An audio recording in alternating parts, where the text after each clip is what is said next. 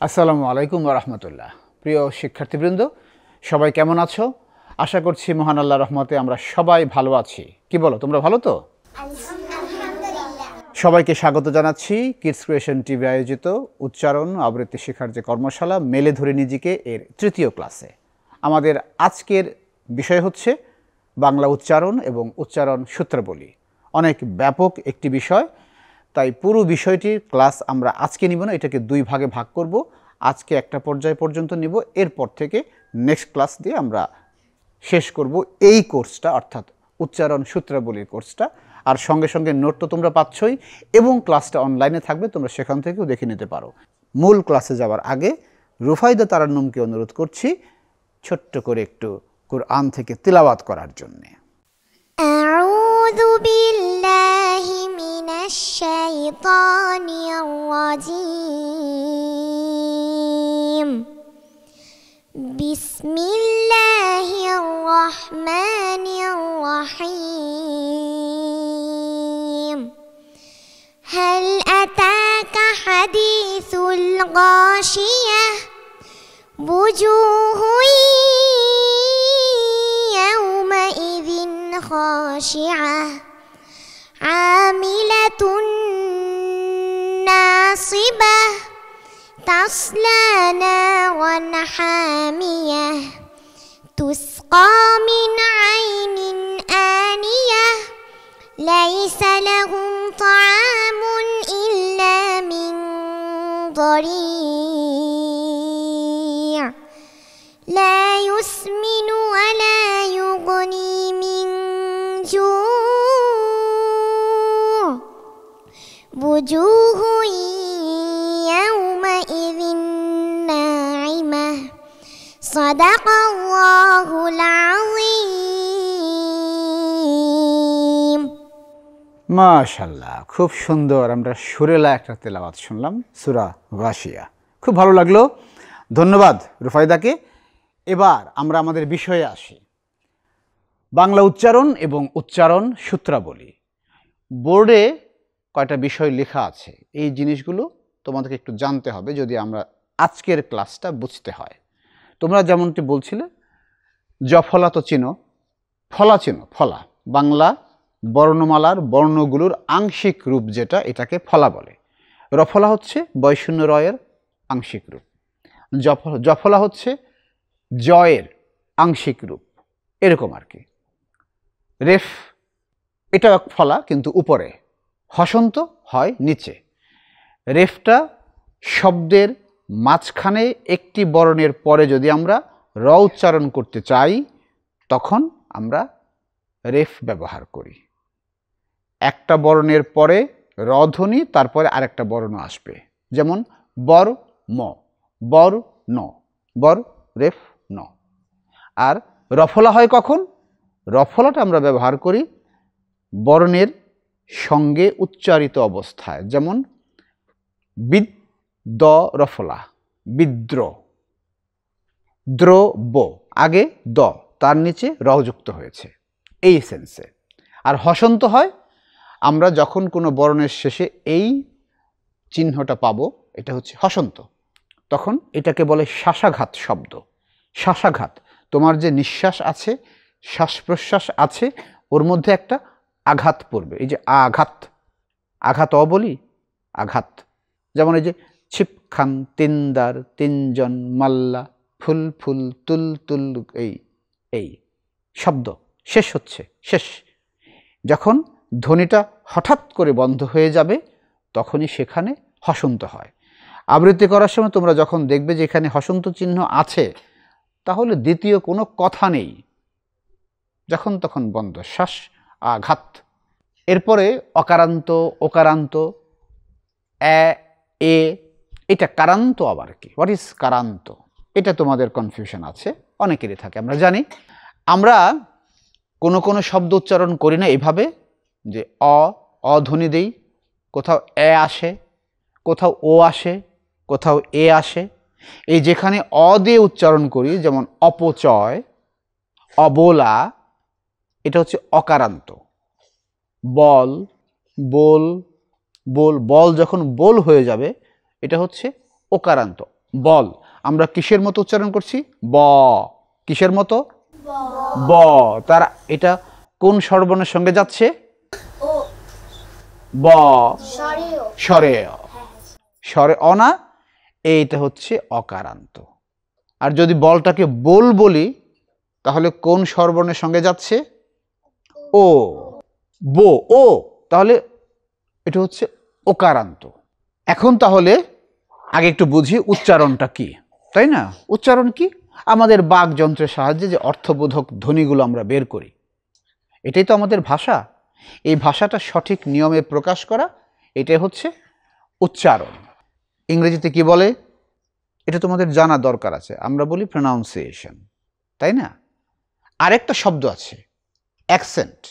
Accent pronunciation আমরা এক মনে করি অনেক ক্ষেত্রে, কিন্তু এটা সম্পূর্ণ ভিন্ন জিনিস, এক জিনিস না। উচ্চারণটা হচ্ছে আমি যে কথাটা বলছি এটাকে স্পষ্ট করে তুলে ধরবো সঠিক নিয়মে, এটা উচ্চারণ। আর অ্যাকসেন্ট হচ্ছে একটা ভাষার রস।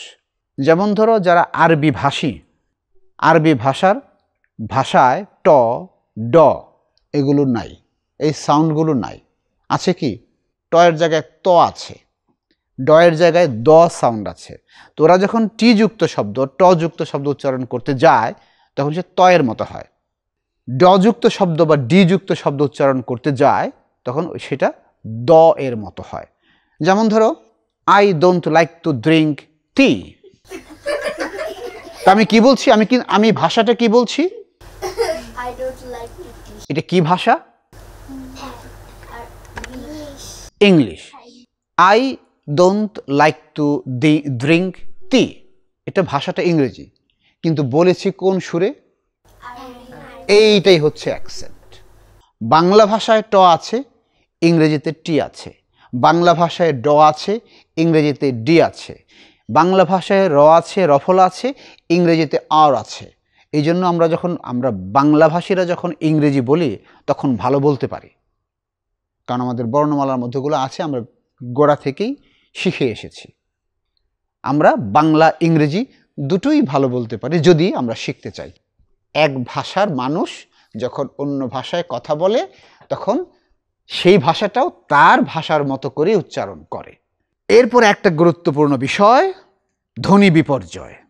এই যে আমি কথা বলছি, বলতে বলতে হঠাৎ করে শেষের শব্দটা হারিয়ে যাচ্ছে, শুনতে পাচ্ছেন, এটাকে বলে ডেকাডেন্স অফ ফোন, ধ্বনির বিপর্যয়। শেষে আর সাউন্ড শুনছি না। থাকবো না কো বদ্ধ ঘরে, দেখবো এবার জগৎটাকে কেমন করে ঘুরছে মানুষ যুগান্তরের পাখে। নাই, মানে তার দম নাই। থাকবো না কো বদ্ধ ঘরে, দেখবো এবার জগৎটাকে কেমন করে ঘুরছে মানুষ যুগান্তরের ঘূর্ণি পাকে। দেশ হতে দেশ দেশান্তরে ছুটছে তারা কেমন করে, কিসের নেশায় কেমন করে, মরছে জেবির লাখে লাখে, মরছে জেবির লাখে লাখে। আর নাই, এই যে হারিয়ে গেল, এটা হচ্ছে কি? ধ্বনি বিপর্যয়, মানে অ্যাক্সিডেন্ট। তোমার ধ্বনি মানে তোমার প্রাণ বাতাস অ্যাক্সিডেন্ট হয়ে গেছে। এটাকে রোধ করতে আমাদের কিছু প্র্যাকটিক্যাল এক্সারসাইজ আছে। এইরকম সোজা হয়ে বসবো, সবাই বসি, এই যে এভাবে বসি, সোজা হয়ে বসো, ওদের মতো করে বসো, এই যে রুফাইদার মতো করে, বা ঠিক আছে, বা জায়ান ঠিক আছে, ঠিক আছে। এবার দেখো আমার দিকে খেয়াল করো, আমি প্রথম করব কি, একদম বুক ভরে নিঃশ্বাস নেব, সোজা তাকাবো, নিলাম তো নিঃশ্বাস, আস্তে করে ছাড়বো, আবার নিব, আটকে রাখবো। এবার মনে মনে হাসবো না, হাসলে বাতাস বেরিয়ে যাবে, এরপরে ছাড়বো, যে যতক্ষণ পারো, ঠিক আছে? আবার নাও বাতাস,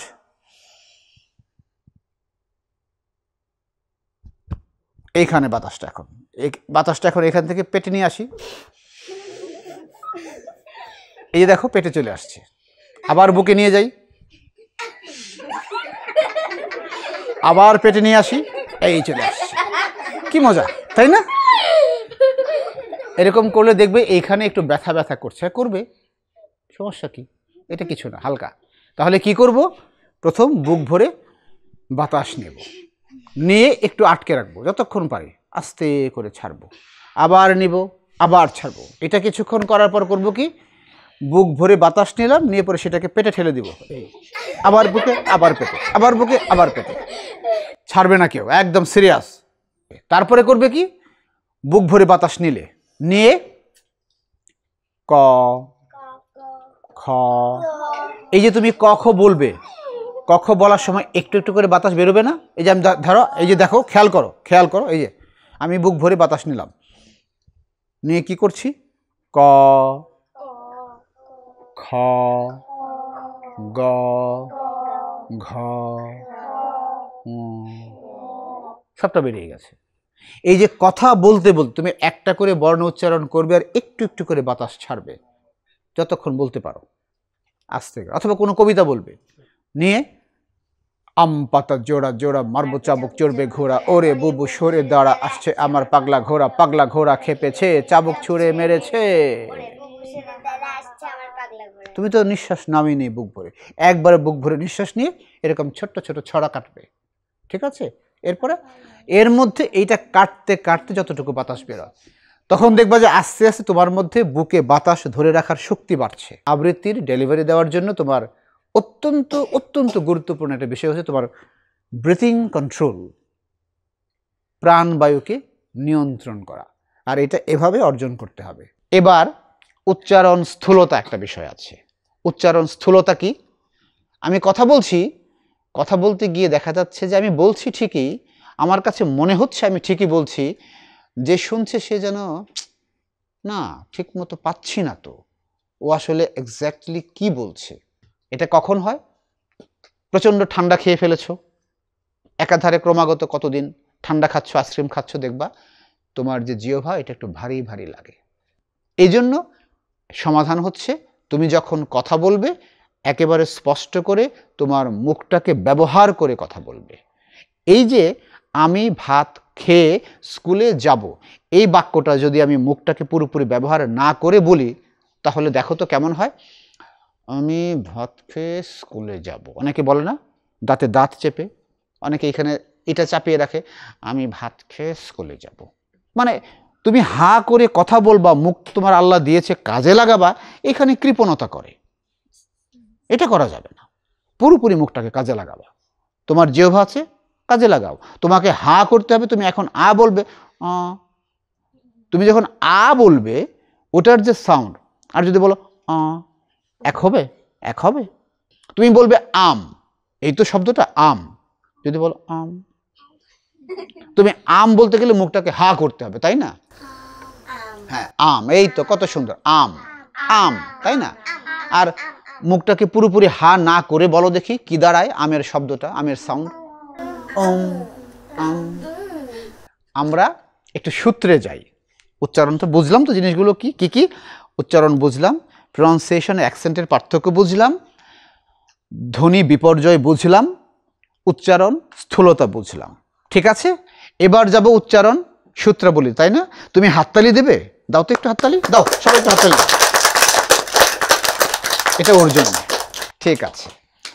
উচ্চারণ সূত্রাবলী, এই যে অকারান্ত ওকারান্ত আমরা লিখে রাখলাম, কোথায় ও হবে আর কোথায় অ হবে, এটা একটা সূত্র মেনে চলে। এই অধ্বনি স্বর অ, স্বরে অ ইটসেলফ, স্বরে অ নিজে, এবং স্বরে অ আছে এরকম ব্যঞ্জন বর্ণ সবগুলো, ক খ গ ঘ ম চ ছ যা আছে সবগুলো হচ্ছে অকারান্ত। এটা উচ্চারণ করার সময় এটা কখনো কখনো অ হয়, কখনো কখনো ও হয়। যে এই যে অ হয়, কোথায় কোথায় অ হবে আমরা আগে শিখব, কোথায় কোথায় অ হয়। যেখানে যেখানে অ হয় এর সূত্র হচ্ছে কয়টা জানো? সূত্র হচ্ছে 6টা। সেটা কি? প্রথম সূত্র, মূল সূত্র 3টা। একটা হচ্ছে আদ্য অ, পরে মধ্য অ, এরপরে অন্ত অ, অর্থাৎ শুরুর অ, মাঝের অ, শেষের অ।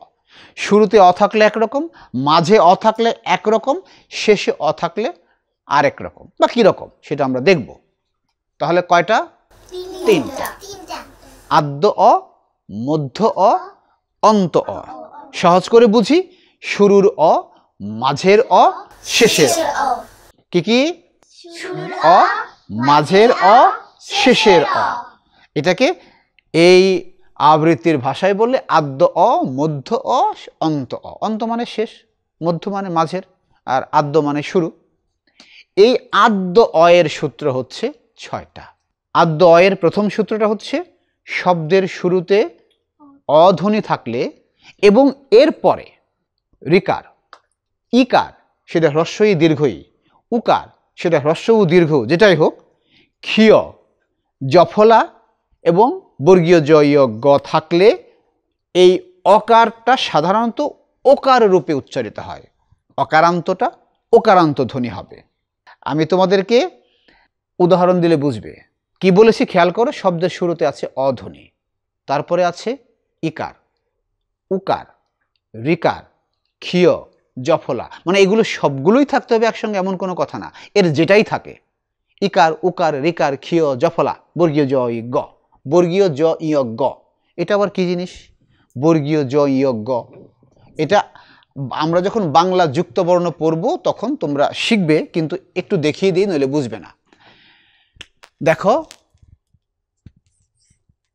এই তো বর্গীয় জ, এরপরে হচ্ছে ইয়, এই তো, এটা দুটা মিলে হয়েছে এইটা, এটা হচ্ছে বর্গীয় জ ইয় গ, একেবারে গ না, একটু সাউন্ডটা নাকে আসবে, অনুনাসিক ধ্বনি গ। তো কেন এরকম করলো কেন? এটা তাহলে যে বর্গীয় জ ইয়ে করলো, দিল, তারপরে এখানে এরকম করলেও তো করতে পারতো, এরকম এত প্যাচ ঘোষ, এটা চাইনিজ মনে হয় আর কি, তাই না? চাইনিজ মনে হয় না? তো এটা যদি থাকে তাহলে উচ্চারণটা অধ্বনির যে উচ্চারণ এটা তখন হয়ে যাবে ও ধ্বনি। যেমন ধরো, এই যে দেখো আমি একটা শব্দ লিখছি, খেয়াল করো, দেখো,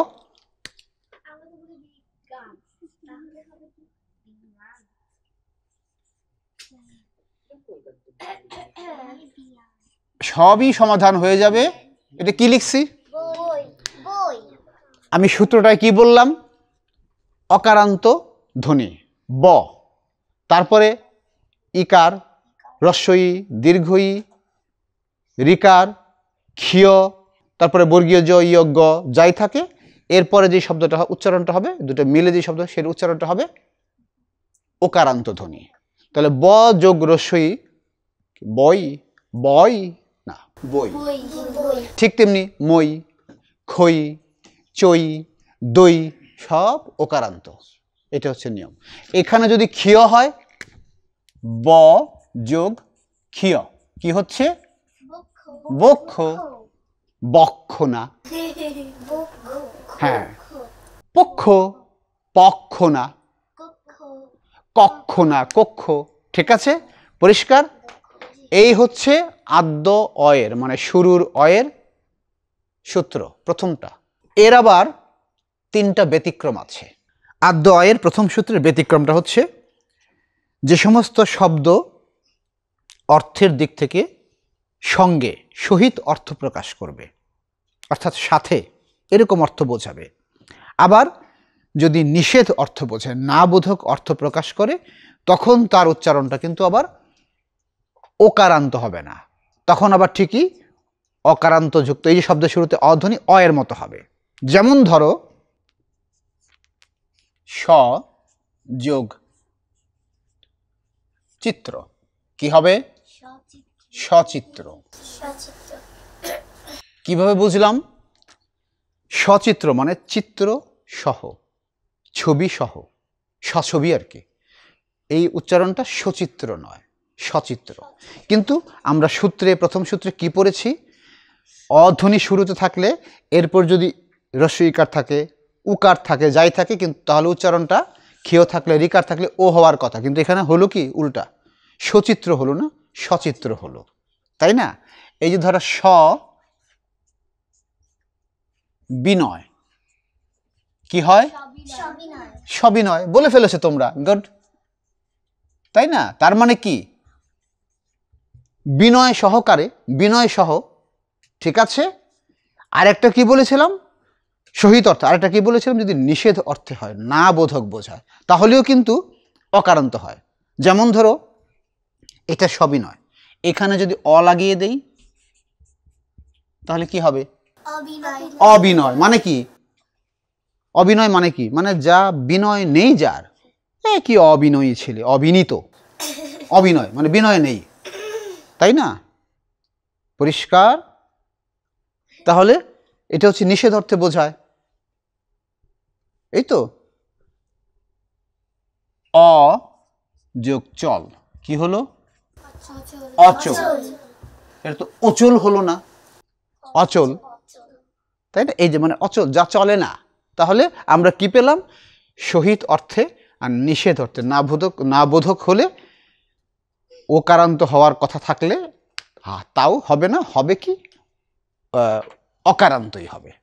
আদ্য অয়ের ব্যতিক্রমের দ্বিতীয়টা হচ্ছে কি? যদি কারোর নাম বোঝায়, মনে করো কোনো ব্যক্তির নাম বোঝালো, তখন কিন্তু আবার এই যে এই সূত্র অকারান্ত হবে, এটা কাজে লাগবে না। সহিত আর নিষেধের যে সূত্র ওইটা না, তখন এই ওকারান্ত হবে, তখন অ থাকলে ওকারান্ত হবে। যেমন এটা কি একটা শব্দ, অসীম, তাই না? যার সীমা নেই, অসীম। এটা নিষেধ অর্থে আছে, সেই দিক দিয়ে বিচার করে আমরা ওই সূত্রে, আদ্য অয়ের সূত্রে এটা হচ্ছে অসীম। কিন্তু যদি এরকম হয়ে যায় তাহলে কি হবে? না, তখন আর অসীম থাকবে না, তখন হয়ে যাবে অসীম সাহা, তখন এইটা হবে। ওই যে বললাম, যদি ব্যক্তির নাম বোঝায় তখন এটা হয়ে যাবে। অতুল, একেবারে স্বরে অতুল, কিন্তু একজন নাম। যদি আমি শুধুই অতুল বলি তাহলে অতুল মানে ওর নাম ধরো অতুল, মানে ছেলেটি একেবারে অতুল, মানে ওর তুলনা নেই, তুলনা নেই যার, সেই তো অতুল, তাই না? এটা কি? নিষেধ অর্থে, না বোধক মিন করছে একটা, মানে এইটা বোঝাচ্ছে যে অতুল আর তুলনা নেই, তাহলে অতুল। কিন্তু যদি নাম হয়ে যায় তাহলে কিন্তু আবার অতুল নয়, বাবা অতুল না, না বাবা অতুলেই বলতে হবে। পরে আরো কিছু লাগাইলে অতুল সাহা, অতুল প্রসাদ, অতুল সেন, যেই যাই হোক আর কি, অতুল বাবা। এর ব্যতিক্রমের তৃতীয় নাম্বারটা হচ্ছে, যদি অকারান্ত ধ্বনি আছে, মনে করো অকারান্ত আছে, এই জ আছে, জ, তার সঙ্গে ক্ষীয়, ক্ষীয় হচ্ছে এই তো। যদি এই ক্ষীয়ের সঙ্গে আবার ম যুক্ত হয় তাহলে কি দাঁড়াচ্ছে? এই এই এই এই এই, তাহলে জ যুগ ক্ষীয় পর আকার দিলাম, কি হচ্ছে? যক্ষা। তখন কিন্তু যক্ষার বানান কিন্তু ক্ষীয় ম, মানে ক মূর্ধন্য প্লাস ম, তিনটা বর্ণ মিলে হচ্ছে ক্ষীয়ম। এখানে একটা ম আছে, বুঝতে পেরেছো? ম পুরোপুরি লেখে না, কারণ এই যে প্রিন্টিং এ লেপটে যাবে কালি। তাহলে তখন উচ্চারণটা আর যক্ষা, ওকারান্ত যে সূত্র ওটা হবে না, হবে যক্ষা। ঠিক আছে? তারপরে কি বুঝলাম?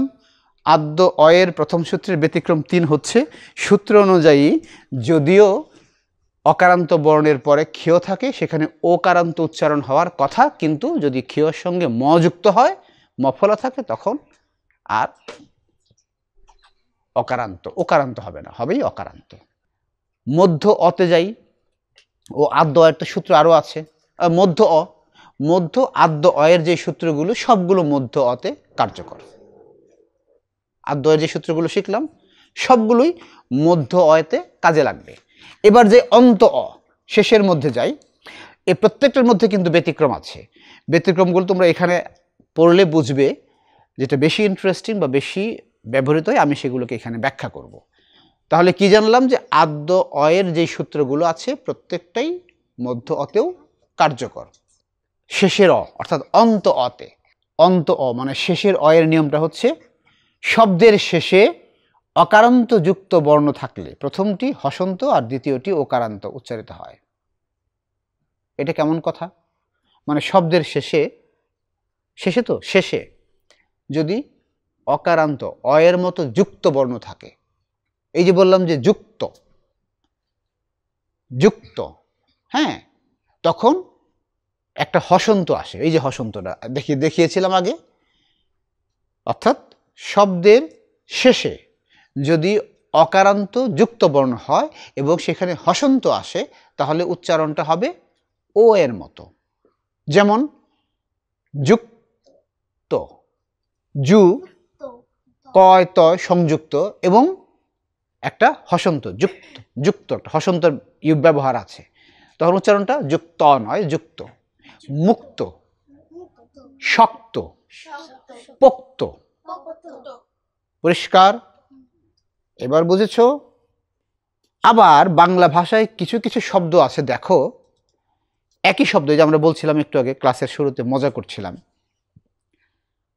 বিশেষ্য রূপে ব্যবহৃত হয়, কিন্তু ওই শব্দগুলোই যদি বিশেষণ রূপে আসে, বিশেষ্য পদ কি? বিশেষ্য মানে নাউন, সাধারণভাবে কোনো কিছুর নাম বোঝালে আমরা এটাকে নাউন বলি। নাউনের বাংলা কি? বিশেষ্য পদ। তো বাংলা ভাষায় এমন অনেক শব্দ আছে যেই শব্দগুলো বিশেষ্য রূপে ব্যবহৃত হয়, কিন্তু ওই শব্দগুলো যদি বিশেষণ রূপে আসে তখন এর উচ্চারণটা ওকারান্ত হয়। যেমন এটা কি লিখেছি বলো? আমার এইবার বলো, এটা কি ভালো লিখেছি আমি? আচ্ছা, ভালো ইদানিং এভাবেই লেখে, ভাল। আচ্ছা, ভাল আর ভালো দুটা কি দুই শব্দ না এক শব্দ মনে হচ্ছে? তুমি বলো তো, কি মনে হচ্ছে? এক শব্দ। আমার ভাল লাগে না, আমরা এখন এইভাবে বলি। এই ভাল হচ্ছে কি? কপাল, ভাগ্য। এটা কি? একটা বিশেষ্য পদ। এইটাকে যদি বিশেষণ বানাই তাহলে এমন কিছু শব্দ আছে, আমরা জানলাম যে এমন কিছু কিছু শব্দ আছে যেগুলো সাধারণভাবে বিশেষ্য পদ, কিন্তু ওই শব্দগুলো যদি বিশেষণ রূপে উচ্চারিত হয়, ব্যবহৃত হয়, তখন উচ্চারণটা হয়ে যাবে ওকারান্ত। এ কাল মানে কি? কাল, আগামীকাল। কাল মানে সময়, যেমন বলি ক্রিয়ার কালকে টেন্স বলে, কাল হচ্ছে সময়, বর্ষাকাল, শরৎকাল, কাল। কিন্তু এটা যখন বিশেষণ হয়ে গেল তখন কি হলো উচ্চারণটা? কালো। তাহলে আমরা কি পেলাম? নিয়মটা হচ্ছে এমন অনেক শব্দ আছে যেই শব্দগুলো বিশেষ্য রূপে থাকে তখন হসন্ত যুক্ত হয়, ভাল, কাল। কিন্তু ওই শব্দগুলোই যদি বিশেষণ হয় তখন উচ্চারণটা ওকারান্ত হয়। অন্ত অয়ের সূত্র কিন্তু 7টা, 2টা বললাম, সপ্তমটা বলছি, সবশেষটা মাঝখানে আছে, তোমরা পড়বে সেটা, এক্সাম্পল সহ ব্যাখ্যা সহ বুঝিয়ে দেয়া আছে, পড়লে মনোযোগ দিয়ে বুঝবে। সূত্র 7 নম্বর কি আছে? ও, অনস্বার, ঋকার, ঐকার, ঔকার, এরপরে অকারান্ত বর্ণ থাকলে বর্ণের সাধারণত শেষের বর্ণটি ওকারান্ত উচ্চারিত হয়। কি কি পেলাম? আমরা তো পড়ছি শেষের অ, ধরো আগে সাউন্ড আসলো কিরকম? ও, অনস্বার, ঐকার, ঔকার, এবং এরপরে অকারান্ত বর্ণ আসছে, তখন এর উচ্চারণটা ওকারান্ত হবে। যেমন ধরো অং ক, কি হবে? শেষে কি ওকার? অঙ্ক, অঙ্ক, অঙ্ক নয়, অঙ্ক, অনুসারের পরে। আরো যাই, বঙ্গ, বঙ্গ নয়, ব অনুসার বা অয় জয় সংযুক্ত, অয় গয় সংযুক্ত, বঙ্গ, বঙ্গবাজার, বঙ্গবাজার না, বঙ্গবাজার। কঙ্গ, অং শো, বংশ, বংশ, ভালো বংশের ছেলে, অংশ, আমার অংশটা আমাকে দাও। তৃণ, মূর্ধন্য থাকলে ঋকার, তৃণ, তৃণ, তৈরিকার ত্রি, মূর্ধন্য, উচ্চারণটা হবে তৃণ নয়, তৃণ, তৃণ, এই, হ্যাঁ তৃণ, ওকারান্ত। তবে ঐকারযুক্ত শব্দ আর ঔকারযুক্ত যে শব্দগুলো থাকবে সেখানে প্রলম্বিত যদি হয় কোনো কারণে তখন ওকারান্ত হয়, আর যদি প্রলম্বিত না হয়, দীর্ঘ না হয়, তাহলে একটা হসন্ত সাউন্ড আসে। যেমন ত ঐকার ল, তৈল, এটা আমরা তৈল বলি, বলি না, তৈল, হসন্ত ধ্বনি এসে শেষ হয়ে গেছে।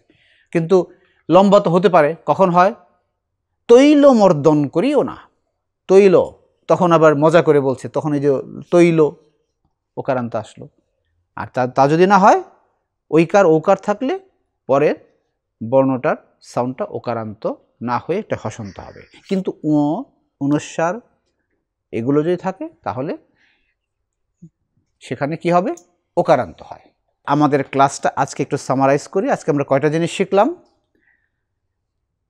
উচ্চারণ এবং রস অথবা প্রনাউন্সিয়েশন এবং অ্যাকসেন্ট দুটা কি বুঝলাম, ঠিক আছে?